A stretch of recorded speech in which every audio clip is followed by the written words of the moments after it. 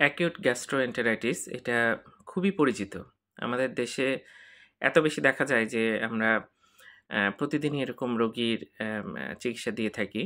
তো যাই হোক এটা বিভিন্ন ব্যাকটেরিয়া বা ভাইরাস বা তাদের যে টক্সিন হয় সেটা দিয়েই কিন্তু হয়ে থাকে।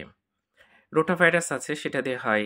তারপরে ইকোলাই আছে, সালমোনেলা আছে, শিগেলা আছে। এই নামগুলো কিন্তু অনেক সময় পরীক্ষায় জিজ্ঞাসা করে যে কি অর্গানিজম দিয়ে এই অ্যাকিউট গ্যাস্ট্রোএন্টেরাইটিস হয়। তাহলে রোটাভাইরাস, কম্পাইলোব্যাক্টার, সালমোনেলা, শিগেলা, ইকোলাই এই নামগুলো তো নিশ্চয়ই মনে থাকবে। এগুলো কিন্তু কমন অর্গানিজম। এগুলো দিয়ে আমাদের অ্যাকিউট গ্যাস্ট্রোএন্টেরাইটিস হয়। পেট ব্যথা থাকে, বমি হয়, পাতলা পায়খানা হয়। তো যাক এগুলোর মূল চিকিৎসা কিন্তু ওআরএস।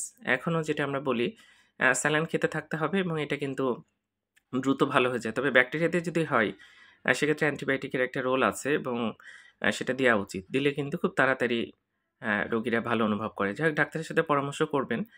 নিশ্চয়ই এটার ভালো চিকিৎসা পাবেন। ধন্যবাদ সবাইকে।